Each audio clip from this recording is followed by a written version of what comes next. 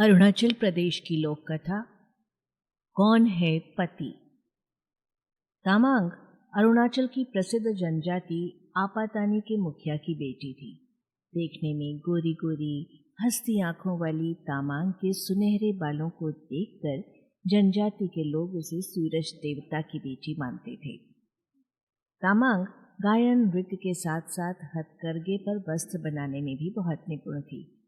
इसलिए उसका पिता डोनीगर्द अपनी इकलौती बेटी का टिंगसिल, आचू, आब्यों तथा च्यूबो लियोबा जैसे देव पुरुषों में से किसी एक से विवाह करके धन कमाना चाहता था।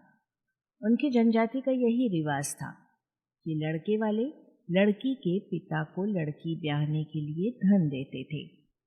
उस दिन अरुणाचल प्रदेश की जनजातियों में महिलाओं के लिए हथकरघा के वस्त्र बनाने की प्रतियोगिता हुई और उसके बाद पुरुषों के लिए तीर कमान की प्रतियोगिता हुई। हर वर्ष की तरह तामांग को प्रथम पुरस्कार मिला।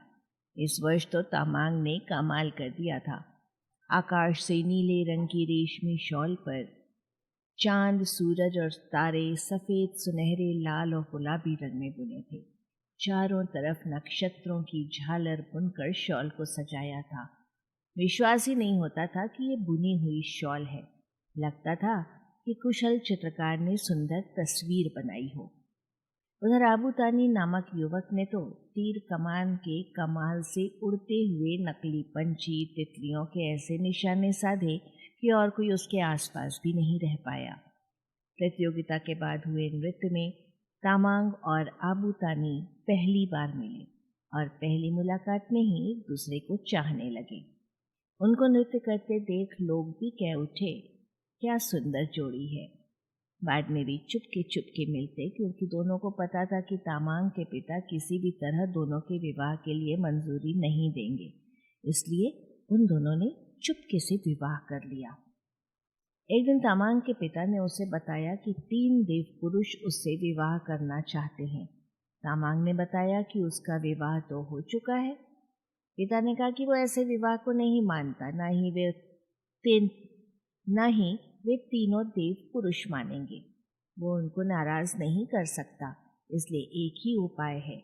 क्या पिताजी? तामांग ने पूछा। सबको एकत्रित करके शर्त रखेगा, जो शर्त पूरी करेगा वही तुम्हारा पति होगा। तीनों देव पुरुष और आबूतानी को बुलाया गया। पहली शर्त है कि चारों को जमीन पर इस तरह नृत्य करना या कूदना होगा कि जमीन से संगीत की ध्वनि आए। शर्त सुनकर आबूतानी और तामांग परेशान हो गए, और आबूतानी की बहन ने कहा, चिंता मत करो। जहाँ आबूतानी को नृत्य करना था उसने वहाँ तालों यानी पीतल की तश्तरियां मिट्टी के नीचे दबाकर रख दी। नृत्य आरंभ हुआ। तीनों देव पुरुषों ने नृत्य शुरू किया। तीनों देव पुरुषों ने अनेक बार उछल कूद करने पर भी शर्त सुनकर आबूतानी और तामांग परेशान हो गए। पर आबूतानी की बहन ने कहा, चिंता मत करो। जहाँ आबूतानी को नृत्य करना था उसने वहाँ तालों यानी पीतल की तश्तरियां मिट्टी के नीचे दबा दी। नृत्य प्रारंभ हुआ।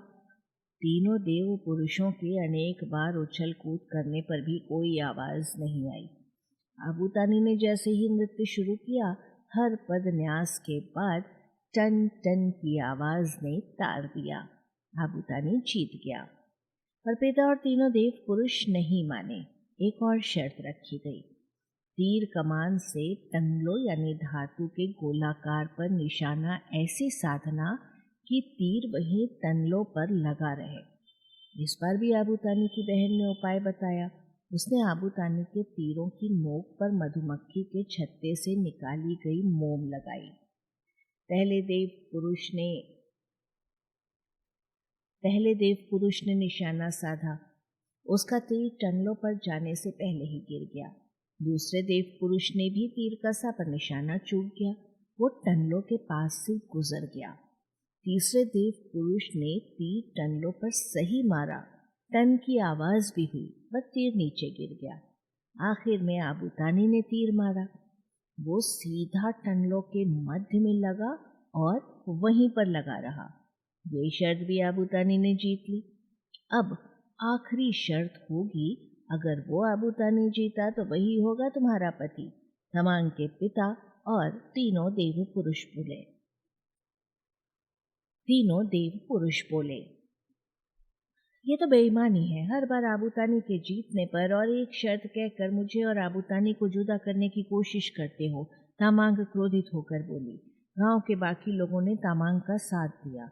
लोगों का गुस्सा देखकर तामांग का पिता और देव पुरुष बोले, अब वाकई में ये आखिरी शर्त होगी।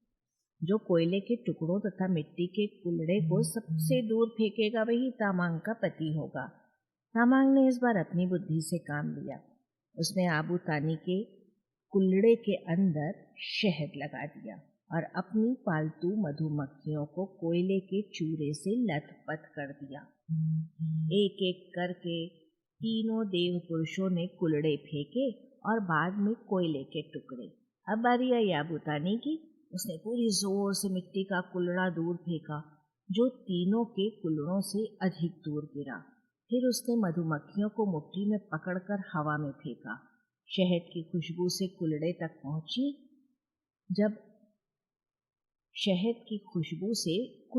पहुंची। जबकि देव पुरुषों के कोयले के टुकड़े उनके कुल्हड़ों तक भी नहीं गए। लोगों ने आबूतानी की जय जयकार की। कल सुबह इसी जगह तामांग के विवाह में आबूतानी से रचाऊंगा। सब लोग निमंत्रित हैं, तामांग के पिता ने ऐलान किया। सुबह दुल्हन के वेश में तामांग जब मैदान में पहुंची तब हैरान रह गई। आबूतानी के रूप में 4 जन खड़े थे। ये भी चाल थी। पहचानो कौन है पति और उसे माला पहनाओ, तामांग के पिता ने कहा। तामांग ने थोड़ी देर आंखें मींची, फिर बोली, मैं सबसे पहले हाथ मिलाऊंगी और फिर ही माला पहनाऊंगी। बहुत खूब, तीनों देव पुरुष खुश होकर बोले। पर तामांग ने देखा असली आबूतानी चुप खड़ा था। पहले देव पुरुष से जब तामांग ने हाथ मिलाया तो उसने जोर से दबाया और आंख मारी। तामांग ने गुस्से से हाथ छुड़ा लिया। दूसरे देव पुरुष के पास पहुंचकर तामांग ने मिलाने के लिए हाथ बढ़ाया तो वो इतना पगला गया कि बाहें पसार कर आगे बढ़ने लगा। तामांग खिसक कर निकल गई। तभी तीसरे देव पुरुष ने उतावला होकर हाथ और आगे बढ़ाया।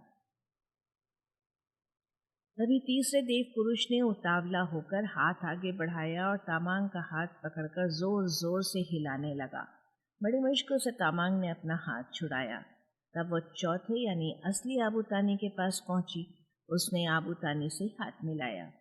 उसके परिचित स्पर्श तथा उसकी आंखों से छलकते प्यार से वो निश्चिंत हुई। उसे पूरा विश्वास हुआ और उसने आबूतानी को वरमाला पहनाई। तामांग के पिता और तीनों देव पुरुष शर्म से गर्दन झुकाए लोगों की झिड़कियां सुनते रहे। लोगों ने खुशी से पुष्प वर्षा करके विवाह की रस्म पूरी कर दी। संकलन करता सुरेखा पाड़ंदीकर।